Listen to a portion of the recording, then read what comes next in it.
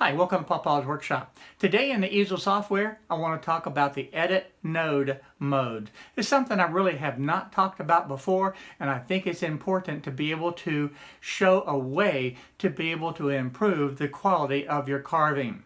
And this logo that I have right up here is a perfect example. There's a lot of detail in it, but some of the stars in that just look absolutely horrible. And I want to show you how I fixed that today. Let's get started.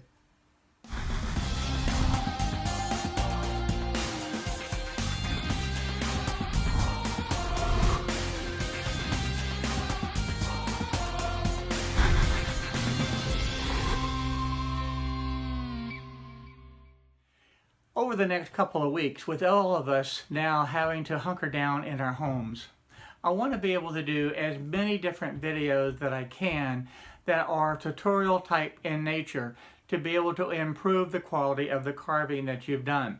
And I'm also going to be doing some additional types of projects in the shop also. The one thing that I would like for you guys to do, if you have something in particular that you would like to know about Easel or using the X-Carve, please let me know in the comments below. Also, if there's some other projects that you would like to see me do, go ahead and leave that in a comment as well. And what I'm trying to do is to be able to create some very simple projects that you can do in your home in 1 or 2 days down in your shop. Because I know this is a trying time for everybody with this virus that's worldwide now. So it's time to be safe, to be able to enjoy some time in the shop and try to forget about what's going on in the outside world, at least maybe for a few minutes at a time. One of the things that I've been working on is this logo right here. And I'm going to zoom in closer and I want you to look at these stars. There are supposed to be 13 stars there and they absolutely look horrible. Now you don't want to carve it that way because you're going to get something that looks like an absolute mess. So how do you fix this problem? Well, one of the easiest ways is to be able to go and take care of that with the Edit Nodes. Now if I go and highlight this, it shows the whole entire thing. Now some people might say, well, just ungroup it. You actually don't need to ungroup that. Just come over here to this section right here that says Edit Points. This shows all of the nodes in the whole entire project. Now I'm going to zoom back in and you can see now the nodes for the stars. So what I'm going to do is just take one star and I'm going to delete that star and I'm going to show you how we're going to change it. So all I'm going to do is just hit the delete button and it will delete that star and it deletes one node at a time. Now that star is gone. It is no longer there. Now I can go ahead and do that to every one of these, but for the example of this video, I want to go ahead now and put in a star in its place. So I'm going to zoom back out for a moment, and I'm going to come over to this column where my different shapes are, and I'm going to highlight star. Now I don't want to have a star that looks like this because nowhere in any of the US type logos or flags do they have a star that looks like this. I want nice straight lines that go all the way across that forms a nice 5-point star. To be able to change the shape of this star, I'm going to go ahead and click on the apps, drop down to the star, and I want 5 points. We've got that selected. Now this inner radius, and I've used this before, I'm going to put in 56, and I know that works because I've used that on a bunch of different logos. And now that is straight across all the way down, and that's what I want. So now I'm going to import that in, and that is going to be down at the bottom corner. So let me zoom out. There's the star. The next thing is I don't need this one any longer.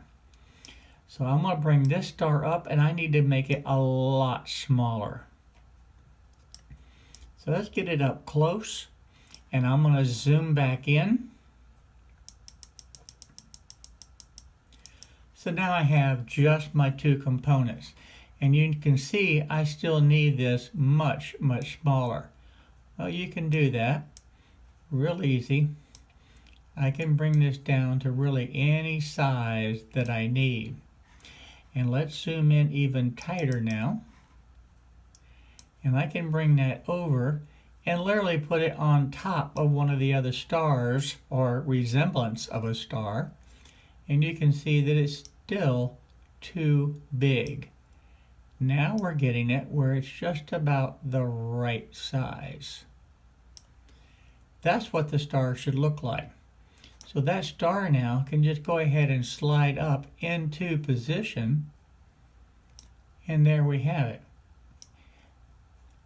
The only thing I can do now is just hit Control C for the copy function and Control V, and that will paste it in. And I needed to do that 12 more times to get this done. Now what I want to be able to show you, and when I get out of this totally, you can see what that one little star looks like, and that actually could get a little bit bigger, and that's what I wanted to be able to see also. So let's see how that looks. That's still a little bit smaller than the star next to it.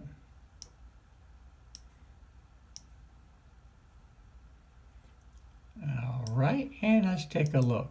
Now that's actually looking pretty close to the other stars. So now I can just hit and copy this star for the 12 more times and put it into the position. Now I didn't want to do that 12 more times on the camera, but I want to show you the difference, and I'm going to go ahead and unselect everything. Now I have all 13 stars in position, and they actually look like stars. So this is an easy way to be able to solve the problems when you have a graphic that you bring in and it's still not clear enough. You can do the same exact thing. You can put your own items in from Easel, and Easel is actually very, very useful for that. And I want to show you one more example that I have been working on. Now here's the image of the marine logo that I started with, and you can see that the letters here, you cannot read that at all. The image itself is very, very blurred and is just not sharp. If you look down at the letters on the United States Marine Corps, same thing. You see a lot of the curved lines. You see where the consistency is not there for the letters itself, and it just does not have the quality that I was looking for. In fact, if you look even at the circle, there are flat edges on the circles, both on the inside and on the outside. So there is just nothing good about that I wanted to be able to carve. So rather than trying to do the edit nodes on this particular logo and literally have to redo the entire thing, it was actually easier just to be able to go through and use this other technique. Okay, here is the marine logo that I've been working on. Now this center portion of the logo I have used on a number of different projects, and if I zoom in real close, you can see you can even read this clearly. That's the type of detail that I wanted to be able to have. And this actually carves, and I've done this with the JTech laser, and it has done extremely well. And I'll put a link up top to be able to have you take a look at that video. But one of the things that I wanted to do is get these letters straight, because when I transferred this in, these letters did not look good. So what I did literally is use the same exact process, and I tried just to delete it and couldn't do it. So only thing I did, it just came in and added the circle, and then I added a second circle to the size that I wanted, and then As far as the individual letters, you'll notice that all of these letters are individual. And what I did is just came over and selected a font that was very similar to what was on the Marine logo, and I used this one. And that logo was the Baskerville. And I literally placed each letter in at a time to get it exactly where I wanted it. So now I have the logo with very sharp, crisp letters, and I just created my own logo instead of trying to do the edit nodes on each and every one. Now I want to show you the before and I want to show you the after so that you can see the big difference on what you can do with the Easel software. Now in this case, this logo had so much work that it was easier just to really practically start from scratch. But you can see how it turns out. So again, here's the before and here's the after. It looks so much better in this view than the other one. Now I'm zoomed in fairly close and I want to show you these stars that go around here. These stars are not sharp and crisp either. You can see how this is very rounded. You have a sharp point here. This point is actually crooked. And if you look over here, this star really looks real bad the way it has that big curve here. Same way with this one. So what I can do literally is do the same exact thing. So by highlighting the entire box, I can now click on the edit nodes and I can delete out the stars. Okay, so I could just take this star and copy it and blow it up to the same size, or just leave this alone, come back over here, select the shapes, do the same exact thing. I've got the big star. Let's go over to the apps and we'll highlight this. Same thing, 5 point, put in the 56 and import it back in. Now when I import it back in, where did it go? Down to the bottom left hand corner. So I'm going to go ahead and cut this star, go down to the bottom left hand corner. Let's zoom out. It's going to make it a whole lot easier. There's my star. We'll get it down close to the size that I think we're going to need. We'll bring that up close by. And let's zoom back in.